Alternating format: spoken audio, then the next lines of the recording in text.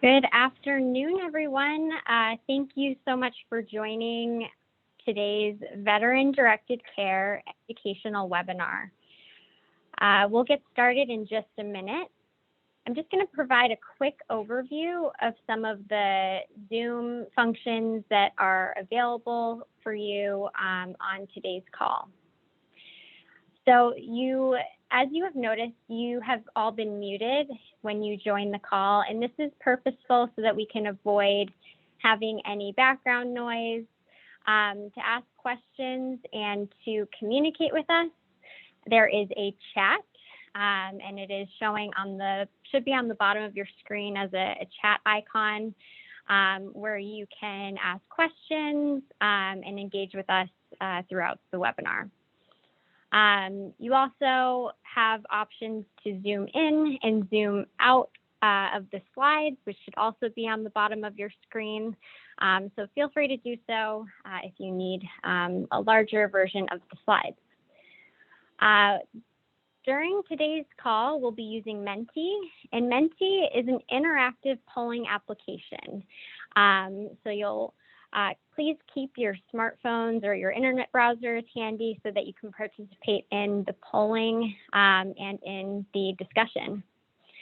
We'll actually kick things off with a quick warm-up Menti poll. And I'm wondering, what state are you joining us from? So to participate in the poll, please go to menti.com, MENTI.com, and enter the code 60617436. And as our participants share, I can also share with you all some live results here from our poll.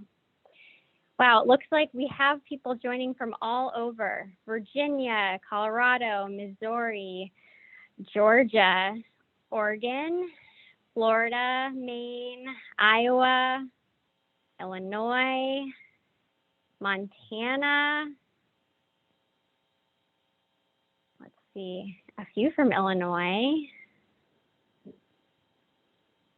All right.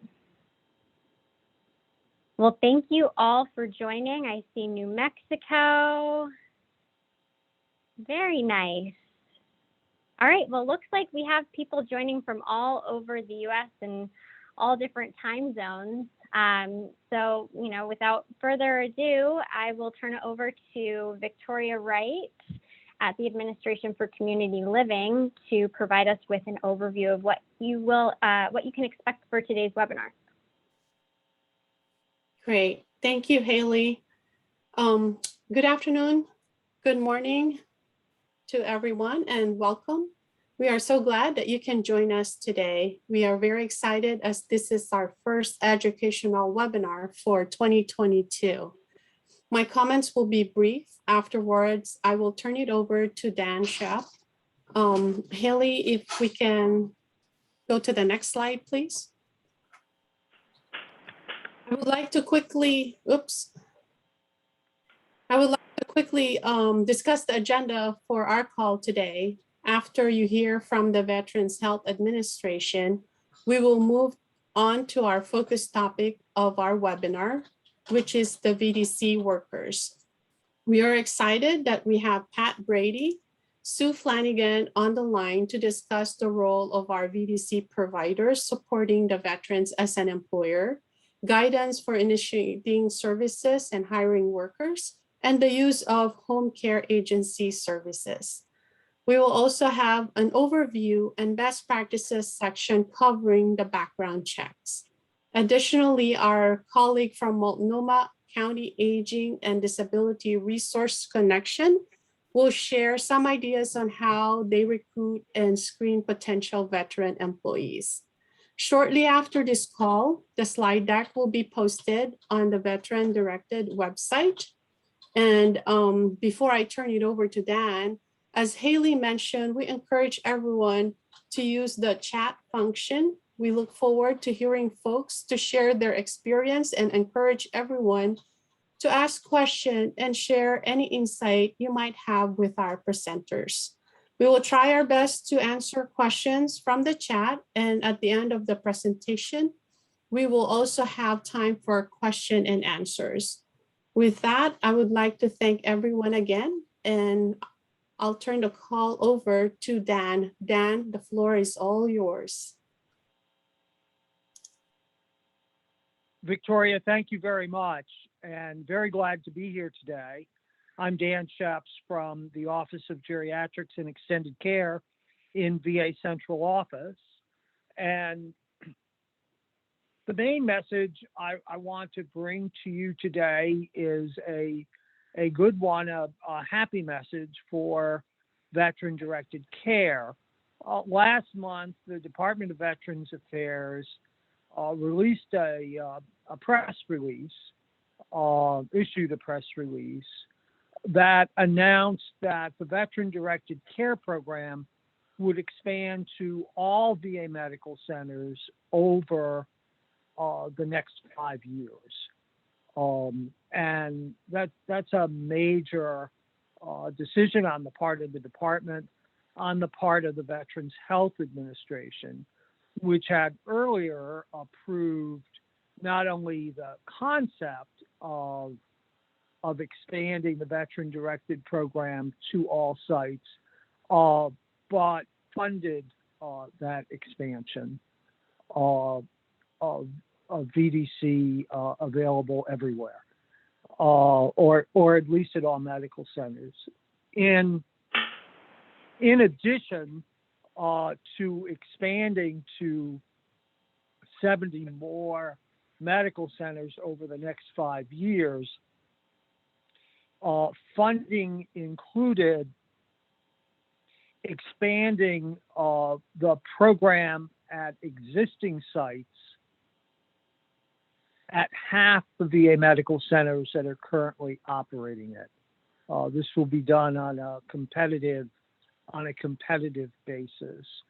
And the idea is that the existing programs would expand to new markets.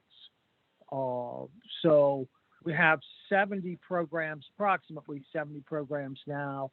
We will expand to the remaining 70, and then of that initial 70 group, 35 of them will be funded to expand. The expansion funding is twofold. One, it is funding for staffing. This is something we've never done before. In the past, 10 years ago, we had a limited amount of funds to provide to medical centers in direct care dollars, program funding to pay for the cost of the program, the veterans budget, and the administration fee. But that was obviously long ago. Only did it 1 year, maybe two. But this provides at the for the new sites funding for staffing, as well as funding for the program itself, those direct care dollars. So we're very excited about this. We'll be starting 14 new programs each year, beginning in this fiscal year. Our fiscal year runs, the federal fiscal year runs from October 1 to September 30. And so we'll be starting 14 new programs this year. 5 are in the East, 7 are in the Midwest, 1 is in the South, and 1 is in the West. There is a plan over time, over each of the next 5 years to do that expansion. The funding is 2-year funding for each medical center, and this allows time for the program to grow and be integrated fully in the ongoing national reimbursement model for all of our services. So we're very pleased with that. We're very pleased with that news. The second point I'll make regarding veteran directed is that we continue to work on our accounts receivable. And this is a slow process. I can, I wish there were a series of pointers and maybe by the next time we meet, we'll be able to offer more diagnostic tools for you, more diagnostic tools for you to be able to determine what type of error you're facing, and if we can resolve it quickly, as opposed to going in this queue of sorting through just what the errors are. I think what we're finding is that most of the claims that our colleagues in payment operations are looking at have multiple errors, and so we really need the claim number for that.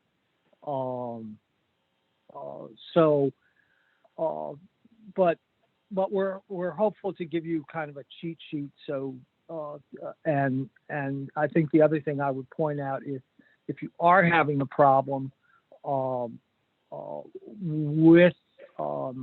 with reimbursement, to alert the veteran directed mailbox, the ACL mailbox.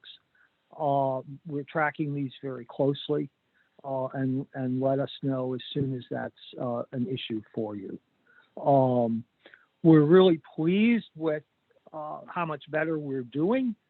90%, 95% of clean claims are paid within 30 days. So we want to get everybody on that, on that path, and get rid of these accounts receivable. That ends my my comments. Haley, I guess I'm turning it back to you at this point.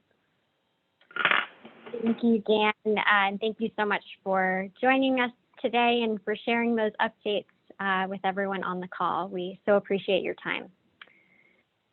All right, well, switching gears a little bit, I'm going to hand it over to Patrick Brady, who's going to kick off our discussion today that is centered around VDC workers. Pat, take it away. Thanks, Haley. And hello, everyone. It's great to be here today. We have just a wonderful topic to share today, and it's the people who really are doing an incredible amount of work in helping veterans live independently in their homes and communities. And those are the VDC workers. So when we talk about VDC workers, who we mean are the individuals directly employed by the veteran or their authorized representative, if the veteran has an authorized representative, who are hired to provide personal care services in the veteran's homes and community. So we wanted to talk a little bit more about those VDC workers, and specifically the roles and responsibilities for veterans as employers, right? So when we say veterans as employers, we're including those situations in which veterans have an authorized representative, and also person-centered counselors. The roles and responsibilities for the person-centered counselors are largely a supportive role for the veterans. The veteran is the employer of record, and we'll talk about what that means. But many veterans who are being enrolled and referred for veteran-directed care, they can require a lot of guidance, education, support, and information to fully to maximize the benefit of that employer responsibility. So we'll talk about that a little bit more. And with us today, we have a couple guest presenters. We have Sue Flanagan, our expert in financial management services as well as self-direction. And we also have Multnomah County Aging and Disability Services with us today. We're going to start with a Menti poll. So we can go to the next slide. We've done a warm-up Menti poll. Everyone should be somewhat familiar, but let's kind of step back a moment and understand that there are a lot of situations we're navigating where there are challenges. So what challenges do you encounter with supporting veterans as they are hiring their workers? And we have some slides, or we have some responses here. If you haven't put anything in there, you can go to www.menti.com and enter the code that you see at the top of the screen. So 6061 74 36. So let's go back up to the top real quick and I'll start going through them. So retaining staff, keeping staff on board, sourcing for them. So that's great. We're actually going to have some best practices for sourcing workers. Finding workers in extreme shortages, yes. Locating workers, little to no availability. So a lot of trends here with finding workers, particularly those that can work non-traditional hours. I love that. So starting date. Let's keep scrolling down here just so we can get a full sense. Veterans don't know workers. We're going to talk about some of that. Getting FMSs to do their role, okay? It's interesting. I know we have a lot of really promising practices with FMS. So I would call that out. If there's more information that you could use to guide your FMS partner, please let us know. Finding backup workers, that's great. Getting paperwork done timely. Employee numbers, that's great. So there's a theme here. Locating and finding workers. I mean, that's what this boils down to. So we're going to talk about that a little bit more today. Let's jump to the next screen. I'm going to spend about 5 minutes going through some information that likely you all may know, but it's a level setting conversation around our roles and responsibilities for supporting veterans. We're going to start with the role of the VDC provider. And this is really important because what we're trying to convey here in this slide overall is that the veteran is the employer of record. We do not want to be going into an area where the VDC provider or the VA medical center could be perceived as a joint employer, right? So we need to make sure that veterans are driving that employer responsibilities, but we are there to support the veteran. Where there are some employer responsibilities, where just natural support is going to be warranted. So going back to the theme, identifying and recruiting personal care workers, we're going to specifically highlight a best practice in Multnomah around that. I want to talk about interviewing and hiring for a moment. We know that a large majority of VDC workers are going to be family members, likely someone who's been delivering personal care to the veteran for some time, but we also know that there are going to be new workers. So when that happens, do we know whether veterans are fully confident in their ability to interview candidates? What's important to them? What questions are they going to ask in an interview?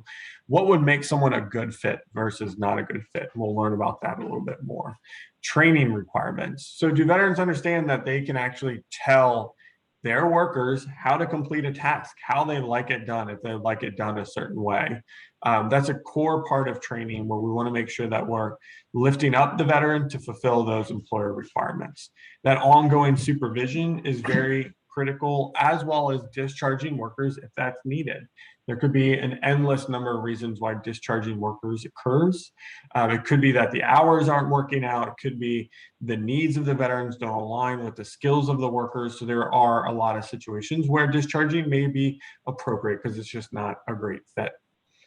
So we want to make sure when we're doing that, there are a couple things that VDC providers should be doing. The first is supporting the veteran with education. Do they understand what their role is? Do they understand their responsibilities? When there's a gap, fulfilling that gap by providing that education and support. And then the second part is that person-centered assessment that occurs. We know how critical that is to having the veteran identify their goals for community living, developing a plan that then achieves those goals. And the level of specificity that goes into that, we have a link here to the billing guide. We're also going to provide another resource, but let's think about that. Let's think about, what schedule makes the most sense for the veteran? What type of services is the worker going to provide? Does that mean, do we need workers coming Monday, Wednesday, Friday mornings? Is it a nighttime shift that's going to be really important? Is it a mixture? And then what's that veteran's budget? And then how do we use that budget to meet those needs? So that person-centered assessment is really going to be pulling all that information together. Another critical part that we want to always emphasize is the backup plan. So does the veteran have multiple redundancies so that the veteran is not left in a situation where they need care to remain safely, but they're not getting it? That could be through workers that the veteran hires. It could be through informal supports, family members, friends who live nearby who may be able to step in as a stopgap if something occurs. Let's keep going to the next slide. So we talked about the role of the provider. Let's talk about initiating services. We went through a lot of this when we did the billing and invoicing office hours, so I'm not going to spend a ton of time. But what do we want to always remember, keep in the back of our mind? Prior to using their budget, the VA Medical Center program coordinator approves the spending plan. That's so important. We need to remember that. That's what happens before the veteran uses their budget. If it's an initial referral, that's when you can invoice for the assessment fee. If you want, we really encourage you to go back, read that billing guide. There's also a template. You'll see a link to the ACL website here, but a template for the VDC spending plan that you can incorporate locally, that if you don't have one, or you can look at it just to say, what are those key things in the template that maybe we want to incorporate as well? Okay, let's keep going. I have just a couple more slides here. Hiring workers. So the veteran is responsible for recruiting, interviewing staff, but is supported by the person-centered counselor. A couple things, questions we've gotten that we wanted to clarify. So first, the cost for recruiting employees can be included as part of the VDC spending plan. If it's posting on care.com and there's a monthly fee associated, that's something that can be put into the veteran's VDC spending plan. There may be additional hiring requirements, whether that's DOL related, that could be dictated by state policy, but the VDC provider is going to help with that. The other thing we wanted to make very, very clear is that veterans, as the employer, have the right to determine and establish how much they're paying their workers. Now, the VDC provider should be providing a lot of guidance. What is an hourly rate that's market driven in your geographic area? If you have a lack of providers, individuals, you may need to pay a little bit more. Certain areas you may be able to pay a little bit less, but the veterans ultimately dictate that rate, although we should be advising them to make conscientious decisions based on their VDC budget, because the amount that they're paying their workers cannot impact their ability to have their personal care needs met using their budget. I want to talk about that. There are situations where, the VDC budget's goal is to keep veterans at home safely in their homes and communities. So what we mean by that is, we can't be exceeding an hourly rate that then limits the ability of that VDC budget to achieve its goals. But we know meeting the full care needs is a very, very complex question. And so we want to be very, very intentional with stating what we mean there. On the next slide, guidance, just a couple things that we wanted to mention. When we talk about VDC workers, we're going to talk about agency services and then recruitment of personal care workers quickly. So let's start with agency services. You'll have these slides, so I won't go through too much of this, but for the most part, we want to limit use of agency services in veteran-directed care. In a self-directed model, veterans really should be able to choose the mix, the types of services that best meet their needs. But based on this model, VA has a homemaker home health aide program. So the intent of the VDC program is for veterans to be able to use their budget to hire their own workers. So there are limited situations when agency care would be appropriate, but they are fairly limited, and there's a few exceptions, and we can talk about that at a high level. What are some of those situations where it would make sense to use agency care? We can jump to the next slide. A couple things. If there's a determination that VA Homemaker Home Health Aides program doesn't work, VDC is the best that they can do, but they need to use agency services. That really does not happen very frequently, but there could be a situation when that makes sense. A couple other situations is if the veteran is exhausted opportunities to identify candidates, or maybe they're still looking to identify candidates, but they've been unsuccessful to date. Now, if the veteran really can't identify any candidates, the VA Medical Center should be making a determination, well, does it make sense to enroll that veteran in Homemaker Home Health Aide versus veteran-directed care? There's one other situation that does occur, and that's when veterans use a limited amount of agency services. Think about a veteran who needs, care on 6 days out of the week. They have 2 or 3 workers, but none of those workers are available on Tuesday mornings. So that would make sense in a situation to say, well, we're just going to use that agency services on Tuesday mornings because no worker is available. And those situations need to be discussed with the VA Medical Center. Okay, I have one final slide. We know, and we've seen veterans use the majority of their budget. I think it's about 97%, and we can jump to the next slide, I'm sorry. We know that about 97% of the veterans' budget goes towards personal care to workers that they employ. And we know a fair number of them, probably a majority, are family members, close friends, someone that the veteran has of an existing relationship. And that's such an opportunity as a source for potential employment. But we want to make sure, we know that there's challenges with identifying workers, but we want to make sure the extent to which individuals who may not have people already in the community providing that care, that we're not limiting a veteran's ability to enroll in VDC if they're able to employ workers. And I want everyone to maybe take a step back and think either of a real situation when this has happened, a veteran who's benefited from a non-family, non-existing relationship where they've employed workers and really thrived in their community. I know for me, about 6 years ago, we had a presentation from Chillicothe, Ohio, where they did an incredible job explaining a veteran who was alone in the community, pretty much homebound in their trailer, and all they wanted to do was to be able to re-engage in the community. But it took someone coming to the veteran's home, working with them on a pretty much daily basis, and it ultimately led to the veteran re-engaging, being able to walk to the creek to fish with their worker, engaging in community activities, and that worker that they employed who they didn't know before ultimately became pretty much a family member for them. So we know that those situations exist.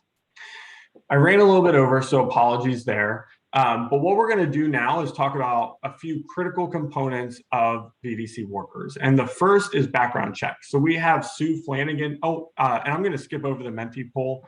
If we have time, we can come back to that, but I want to be respectful for our other presenters. Sue, I'm going to let you go through your slides on background checks and best practices. Okay, great. Thanks, Pat. Good afternoon, everybody. It's great to be with you today to talk about a very important function. One of the things people may not always realize is that reference checks and background checks provide employers with very key information about who they may be hiring and whether it's a good fit and a good selection. Just to give you a quick story, Charlie Ka, who is a major leader in independent living in Massachusetts, was an interview respondent of mine for a study years ago.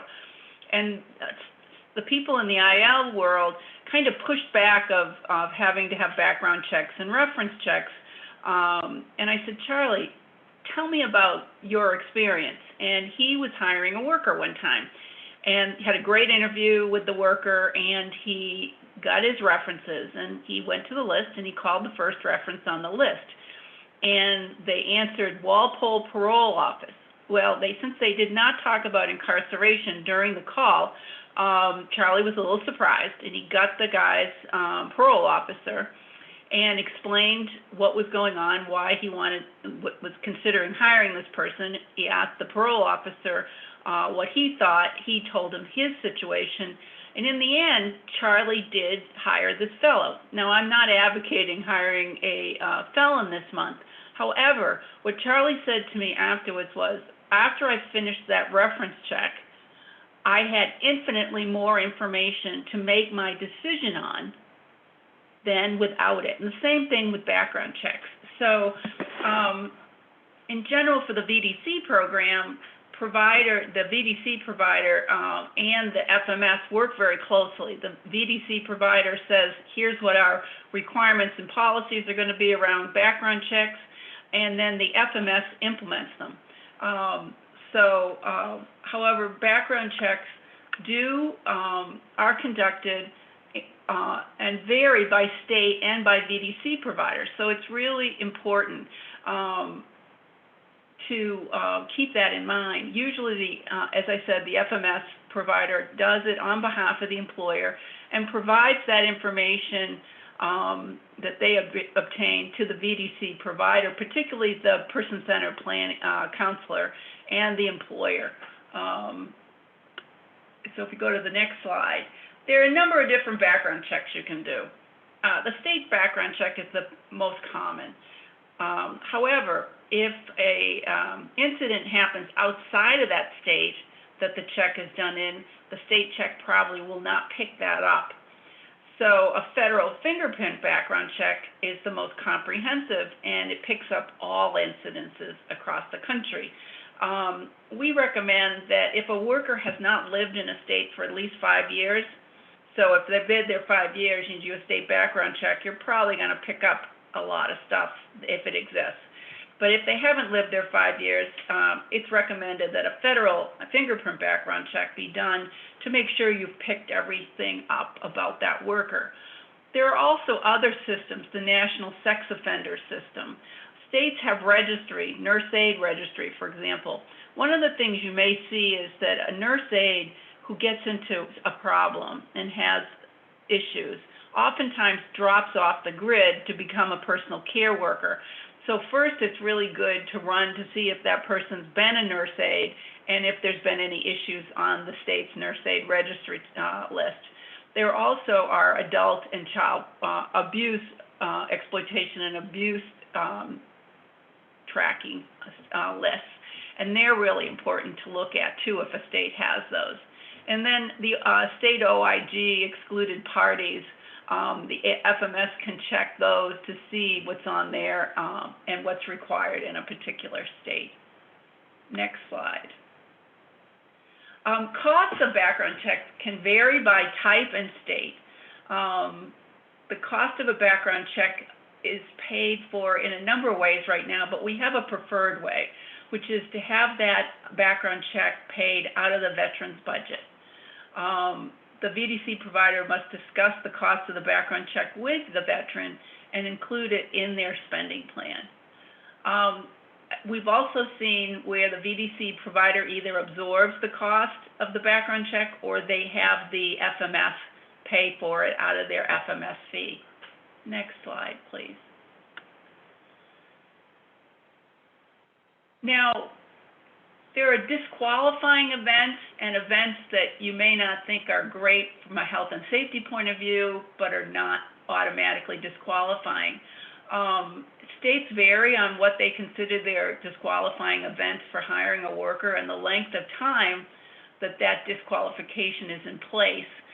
But the major disqualifying events really are abuse, neglect, or exploitation of a person of any age.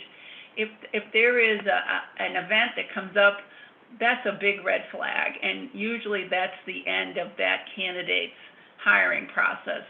And the the FMS lets the the VA provider know, and the PCC know, the person-centered counselor know, and then often when you have one of these, the VDC, the VA program manager will also be told that this worker is not going to work out for Sue Flanagan. Next slide. Now, some states have disqualifying events that have time limits. So here's an example from Alabama. They see convictions, pending charges for any crime of violence, any felony convictions, any pending felony arrests. Those tend to be a disqualifying event in Alabama. But they also have some time limits, and you can see those listed on the slide. Reckless 5 years, 3 years, 7 years, second degree in the past year. So they break it down not only by the event, but how long it's been since that event has occurred. Next slide, please.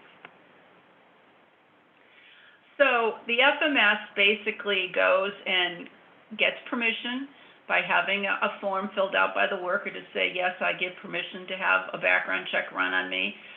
They run the background check, they get the results. And so as I just mentioned, if there's a disqualifying event, the VDC program manager and the PCP at the VA provider and the veteran is told that their worker has passed or not. And if it was a disqualifying event, they would not have passed. If the worker doesn't pass, the VA program manager may be informed, they will be informed.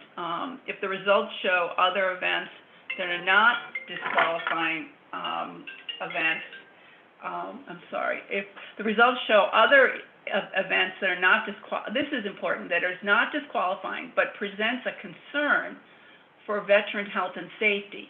You just say to yourselves, your PCC says, you know, this worker just, for some reason, is just not fitting the bill. Then the PCC sits down and talks to the veteran about that hire. If the veteran insists on the hire, then the veteran often is required to sign what we call an informed risk agreement or waiver, saying, all right, I'm going to hire this person and I'm going to take responsibility if anything happens. However, that only is good for so far.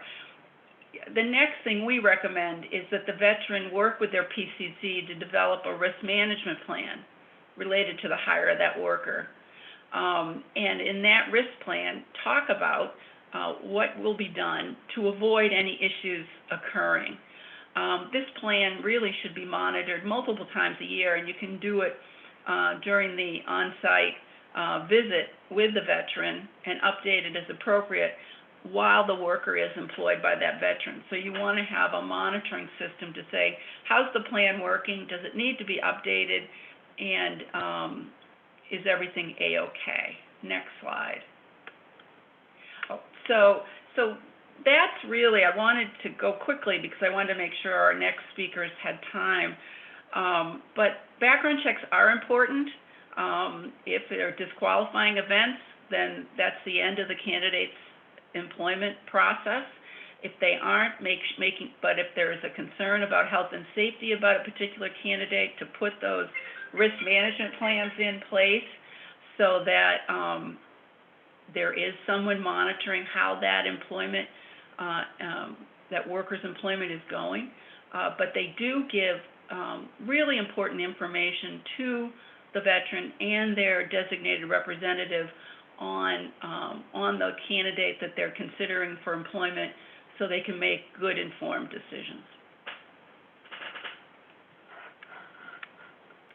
Thank you, Sue. Really appreciate it. Okay, so we've had an opportunity to learn about background checks, a really critical function to hiring workers. So now we're going to switch to Multnomah County, Aging and Disability Resource Connection. And I know that we went real quickly through a Menti poll that is around what strategy do you use to help veterans identify non-family members who could potentially be workers? And we're getting great feedback on that Menti poll. We're going to show it. For now, I want everyone to think about those strategies and hoping that you'll take a moment to listen to one VDC site and what they do. So Lynn, Monique, I'll turn it over to you at this stage to start walking through your practices and processes. Great, thanks, Pat. So thanks for having us today. My name is Lynn Shemmer-Ballou. I'm a program manager with Multnomah County Aging, Disability, and Veteran Services here in Portland, Oregon. And we've been doing the Veteran Directed Care Program for a number of years, pretty much from the beginning. And I'd like to introduce my service coordinator for the Veteran Directed Care Program. Her name is Monique Jimenez. And Monique is here today to talk about the things that she does when she's working with a veteran who's looking to hire their worker. And I just want to share this quote. I recently got a letter in the mail from one of the spouses of a veteran that Monique was working with. And here's what she had to say about Monique. I want to thank and recognize Monique Jimenez, the service coordinator for Multco Aging, Disability, and Veteran Services, for her help in enrolling us in the program and helping me with the paperwork and payroll process. Once we completed enrollment, she was instrumental in helping me find, recruit, and screen potential employees using methods I never would have considered on my own. So I'm going to turn it over to Monique now so she can share some of her things that she does when she's working with veterans in the program and their families. Thank you. Thank you, Lynn. I'm happy to be here. Thank you, everybody. So I'm going through these slides as quickly as I can to try to get everything in.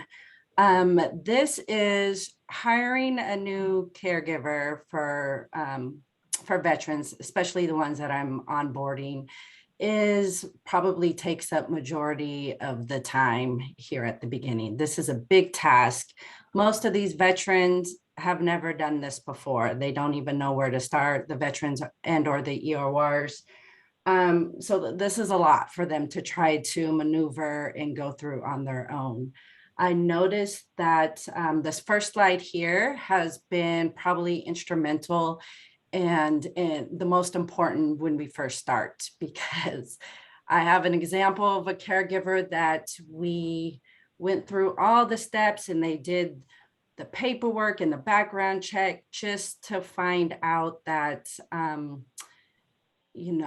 my veteran was a smoker and happened to smoke inside his home regularly for years, and that wasn't disclosed. It was disclosed that he was a smoker, but not to the extent of his smoking. And so we got this lovely home care worker in, and she ended up needing to resign because she couldn't handle the smoking.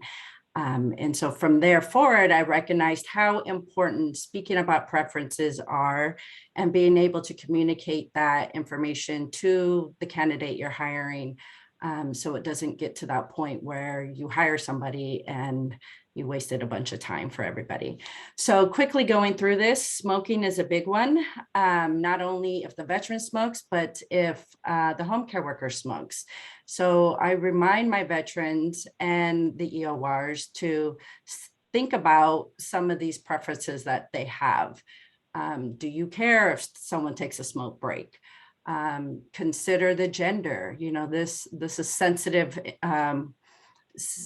work where people are coming and changing them and washing them, cleaning them. So sometimes gender is important for a veteran. They don't want, if they're female, they don't want a male bathing them. So that's something to consider. I wrote on there, avoid asking, and we'll talk about that in a later slide.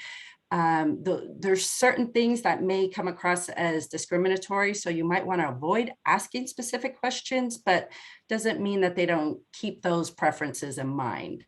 Another issue is, do you need your home care worker to be able to drive? Even if they don't have a vehicle, are they able to drive? Maybe they drive the veteran's vehicle.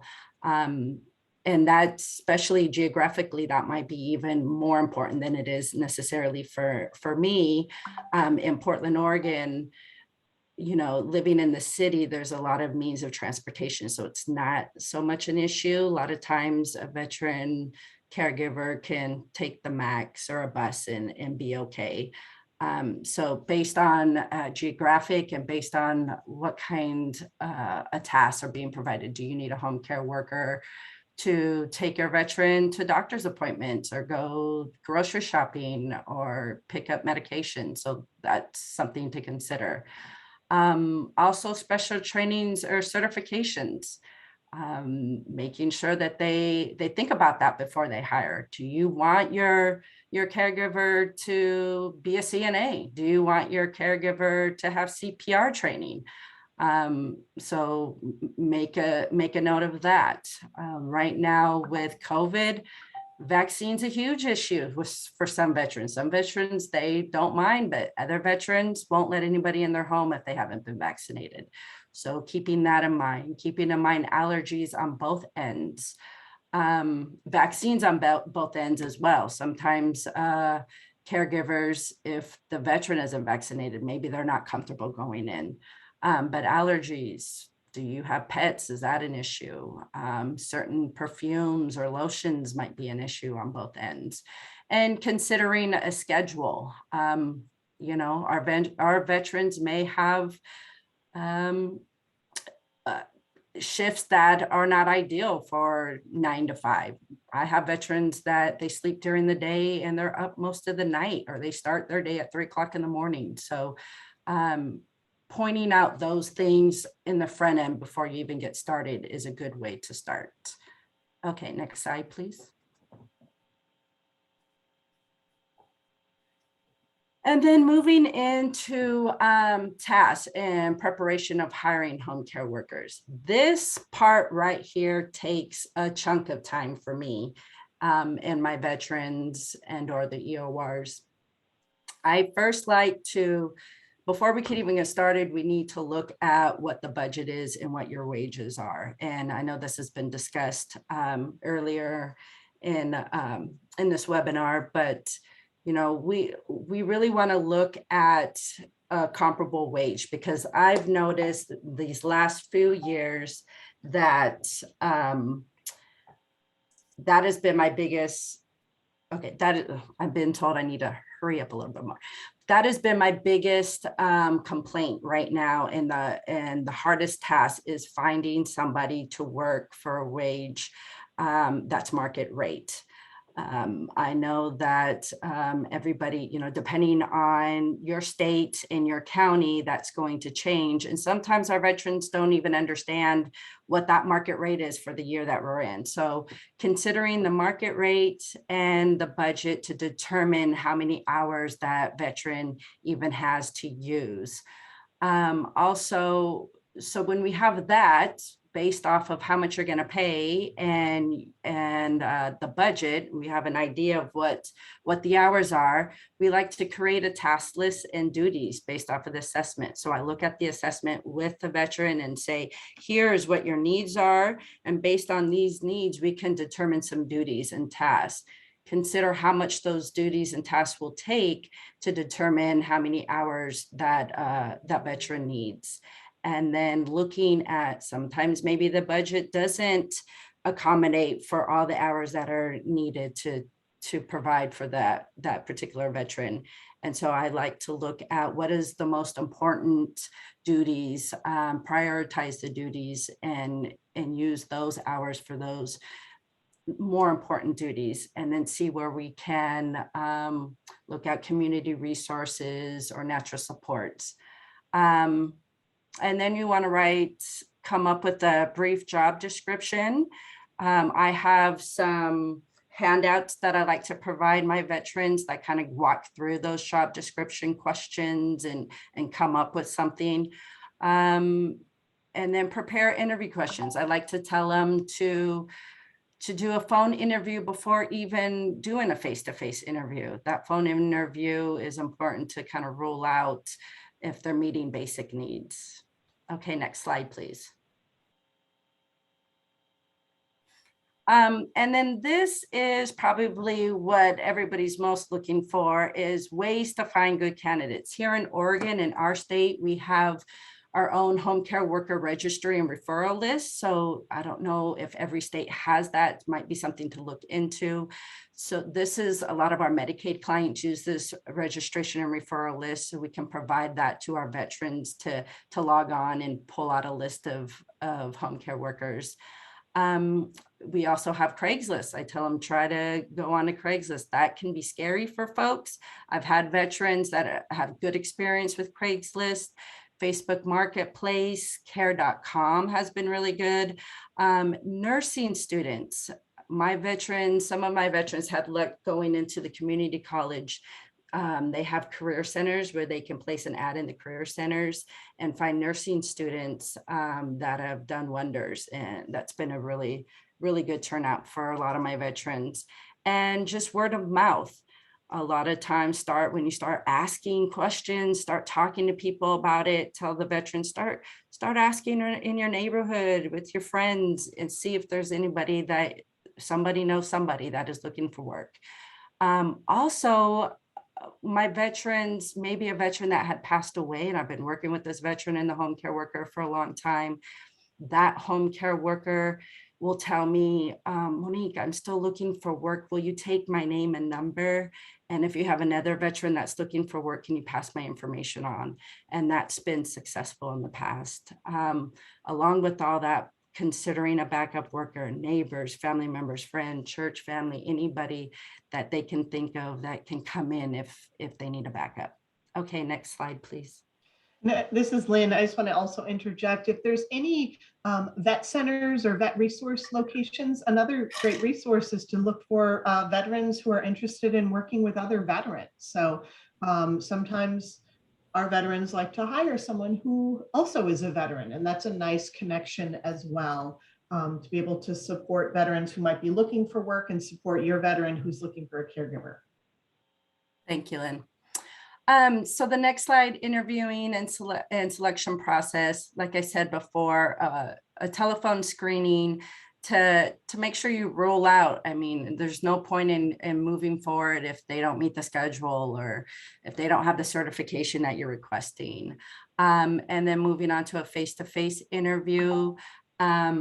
With those face-to-face interview, I tell them sometimes it's a good idea if you're having someone come into your home that maybe you have a family member there with you, just for safety issues.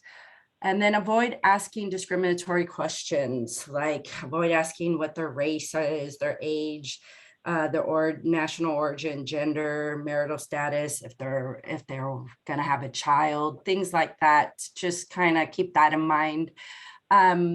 And then ask them to bring either their references or any certifications to the interview. I tell them to trust their gut and maybe even do a trial period to see if it's going to work out. And once you select somebody, to make sure to review those job duties, review your hours and wage so everybody's on the same page. Okay, next slide.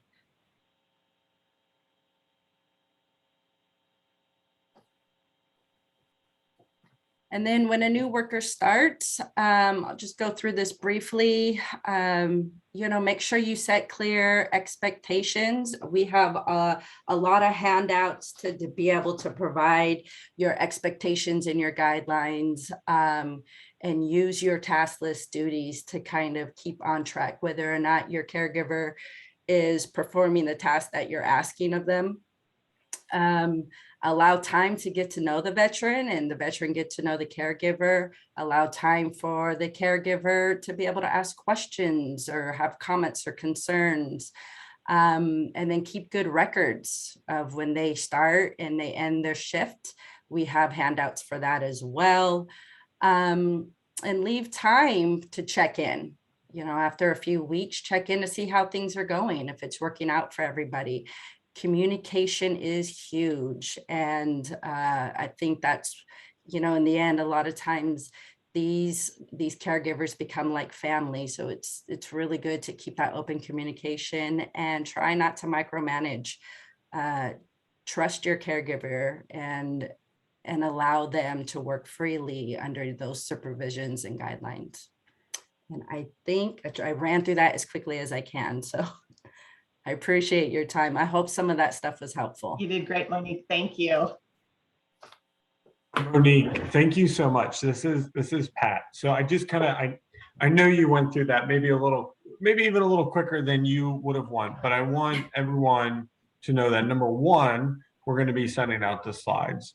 Number two, what I took from that is your intentional approach to supporting veterans with kind of the full needs of what it means to hire a worker. So everything from identifying those workers. You had that great chart of, I think it was like 8 or 9 different bullets between, nursing schools to Craigslist to care.com to a worker registry. And we know that there are some worker registries out there. So if you have a worker for one veteran, is it a full-time gig? Would they be willing to work with other veterans? If a veteran passes away, well, is that worker looking to replace those hours that they were previously working? All such great opportunities and such an intentional approach to supporting veterans with their employer requirements. So Lynn, thank you so much. And actually, I would be remiss if I didn't kind of bring this back full fold to what Lynn talked about. A caregiver, a veteran spouse, reaching back out to the VDC provider to thank them for all that they did. And it was, and it focused a lot on, the workers that were identified to deliver that personal care, but the work of the VDC provider to help set that up with the veteran. So we know that it's making an impact on the veterans that you serve. So thank you, Monique. Thank you, Lynn. We have a couple minutes left, and I wanted to start by going back to this Menti poll. And if we could just show these results as we go through any questions, I think it would be a good place to leave the conversation. We will be sending out these slides. So want to kind of reiterate that. Okay, so Lynn also clarified that the background checks are included as part of the veteran spending plan. So the VDC program policy restricting hiring of felons. Let's come back to that. There are some background check findings where you really cannot mitigate potential risks. So when we do background checks, depending on what is found, what we're ultimately trying to do with the veteran is support them with mitigating potential risks. There are some situations, depending on the background check, where you cannot mitigate those risks. If there's a previous history of fraud, waste, and abuse, particularly elder abuse, that's not something you can mitigate. There are certain background checks, a DUI, for example, that you could mitigate. Does the veteran understand signs of showing up impaired? Is the veteran able to communicate safety concerns to the worker? So we want to think of it in the terms of a risk mitigation. And I hope that helps. If there's any questions about background checks and how to handle those situations, we'd love to hear from you and could follow up more. Hey, this is Flanagan. An example that could be mitigated, for instance, if somebody had a DWI, which would be concerning, but if they're not going to be driving the veteran during their duties, then that's something to be mitigated. You can say, for the purpose of providing services that the veteran, the worker will not be driving the veteran, at any time during the provision of service. There you can mitigate that exposure by saying, they're not going to be driving. That would be an example, I think. Great. So that's a wonderful example. Thank you. Okay. So encourage everyone to think about those processes, think about your own, think about what you can do to really maximize veterans' experience with recruiting employees. So this is great to see here. Victoria, I'm going to turn it over to you to close this out today. And just again, want to thank everyone for sharing and presenting today. Victoria, it's all yours. Thanks, Pat. I would like to thank all our presenters, the VDC Technical Assistance Team, Sue Flanagan, and our colleague from our Multnomah County Aging and Disability Resource Center for taking the time to share their experience when it comes to supporting our veterans VDC employee. I also would like to thank Dan for providing the good news about how great the growth of the VDC program is going. This is a result of everyone's outstanding effort in serving our veterans. We are very thrilled to hear about the VDC expansion. Thank you for that, Dan. Before we wrap up the call today, we are providing a couple of links. We have post-event survey that we ask everyone to complete. So we can better understand the TA needs and ensure we are providing the information you need during this webinar. Additionally, you may continue the conversation today using the discussion board on our VDC TA community. The TA community is a collaboration space for VDC program to stay informed, share peer-created resources, and connect with one another. So please take advantage of the TA community. We also have the monthly reporting link. We would like to thank everyone who submitted their VDC data on a monthly basis, and we encourage everyone to complete the report to help us understand the program and be able to be responsive to your needs. Lastly, the VDC mailbox. If you are looking for any information or resources or need technical assistance, our VDC TA technical assistance team is here to help. So please email the veteran directed the veteran directed at aclhhs.gov if you need any assistance. The slide deck and recording of today's webinar will be posted on our VDC website. I would like to ask Haley if you can please share the VDC website link. So before I wrap up, so everyone has access to the website. And again, thank you so much, everyone, for joining us today. And thank you to all our speakers for sharing their knowledge with the group. Thank you and have a great afternoon.